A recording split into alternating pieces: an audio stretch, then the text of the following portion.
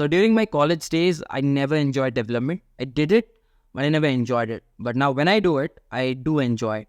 So when I sit back and think, why did that happen? I know the reason. And the reason was, I was always building things which were clone or which were not algorithmically heavy. I was not solving a problem. Rather, I was building a front end, a back end, joining them. So it was not that enjoyable. That is why I thought of giving you project ideas, which will be having algorithm as well as tech.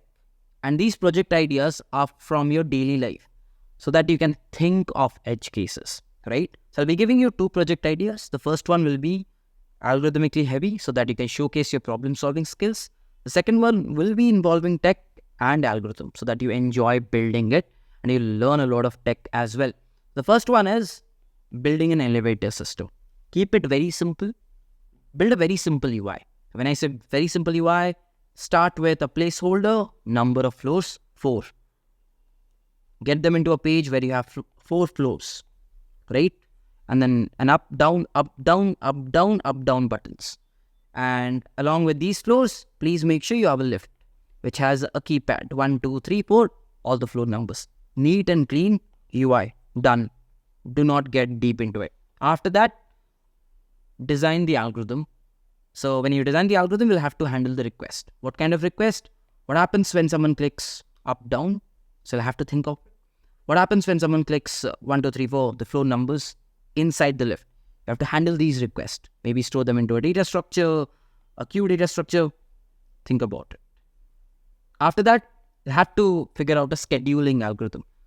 So to start off, you can have first come, first serve algorithm. It's a very simple one. Implement it, have it working and ready.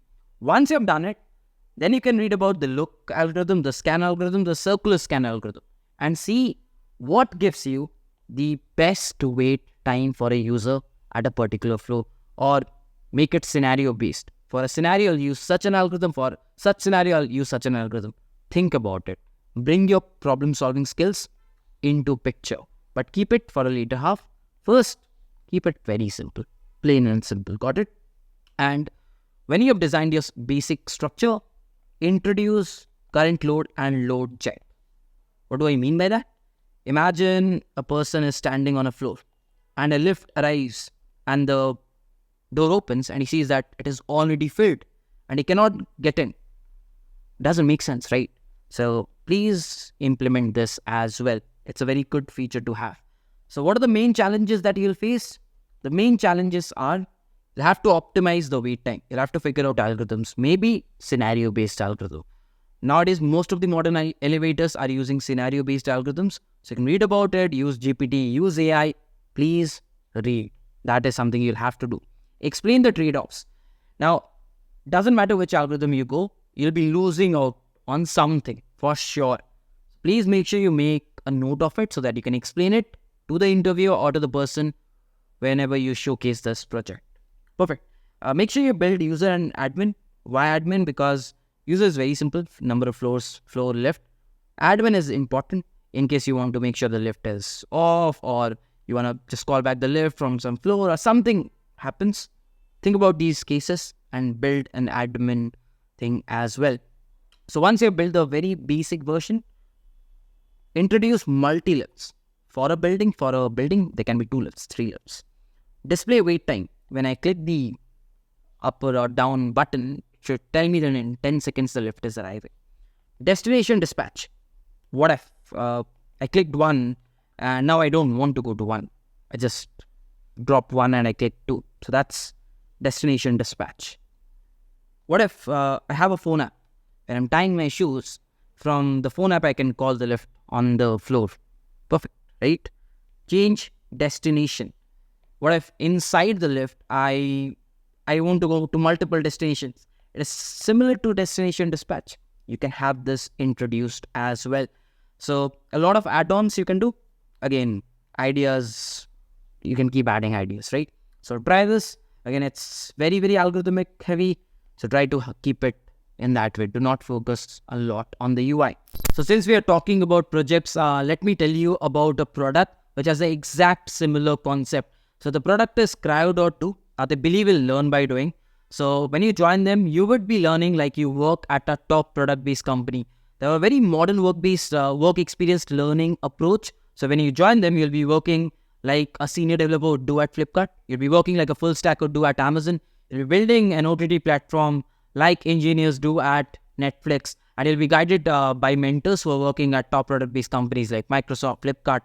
So you will be writing a lot of industry-level code. And they also have 1,000+ hiring partners, unicorns like Grow, Slice, BharatPay, a lot of startups and unicorns, and global tech MNCs like Microsoft and Amazon. They have a 95% placement rate, and if you compare them with other things, they offer you a lot of project-based learning, live sessions, job-ready portfolio. That means a lot of projects will be there. Externships with top companies. Now, this is important. Career guidance and placement guarantee. So you can book a free trial session with them. The link will be in the description.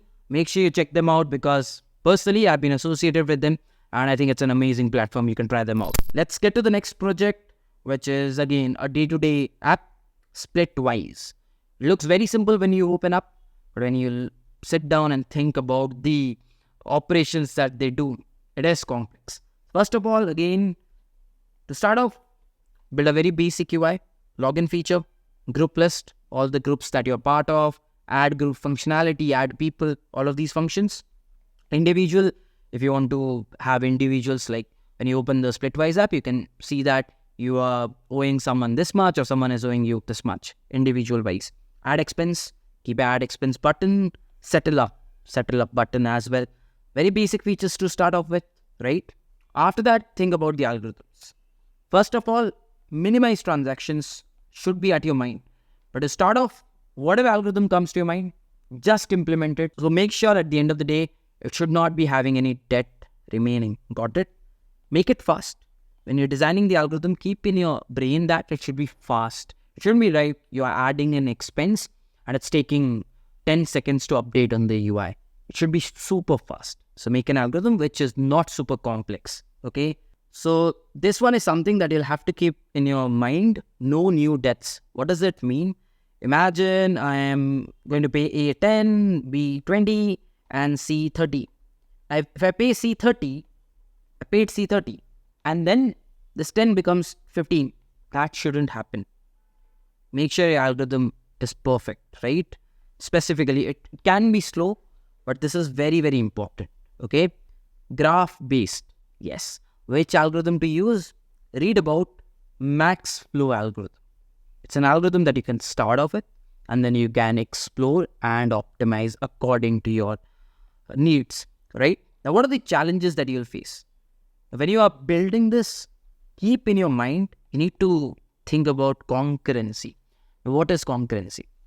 Imagine two people are adding debts at the same time, right? So you have to think about these edge cases. Make sure you do not display wrong numbers. You can take time, that is okay, but displaying wrong information is not good. The other thing is, if one person has opened an UI and the other person also has opened that app and he does something, right? He shouldn't refresh. Rather than that, if he has updated something, that expense should be visible. So you can use a concept like WebSocket and make sure that if there is any change done by some other user, it can be reflected on the UI. Again, a concept of WebSocket you can explore, and you'll be exploring a lot of algorithms as well. Now, what are the add-ons that you can build on this particular one? One is multiple currencies. So when you start off, you can just start off with INR, and then you can introduce multiple currencies, right? You can just check out Splitwise, how they make sure that they settle up multiple currencies, and you can integrate that. Categories. Nowadays, a lot of people want categories. Okay, I'm spending for daily household activities, spending for my fitness, spending for XYZ. At the end of the month, I need to see which category I'm spending for. So that's an important feature that you can integrate. Now, the third one is adding a scanner. That is your choice. If you want to just scan a bill instead of manually entering, it's an additional option, not a must one. And the last one is recurring expenses. What is this? Monthly rent with your roommates or flatmates. I don't want to add it on the first of every month, right? Let it get added every month. And maybe one additional one you can add it Sending notifications. Sending notifications. Whenever someone adds an expense or something, you can send a notification, or maybe have a 15 days, something around timeline you can create, and you can add that feature as well. So this one can definitely be your primary project. And I will recommend that you have something like this as your primary project, because it involves a lot of tech, because the tech has to be extremely fast. It involves a lot of algorithms as well. So you demonstrate your technical skills as well as your problem solving skills in front of an interviewer or someone who's hiring. Got it? So I hope you enjoyed this video. And in case you're still watching, please make sure you like this one. If you haven't checked out our main channel, Take You Forward, you can check it out as well. With this, I'll be wrapping up this one. Let's meet in some other video. Till then, bye-bye. Take care.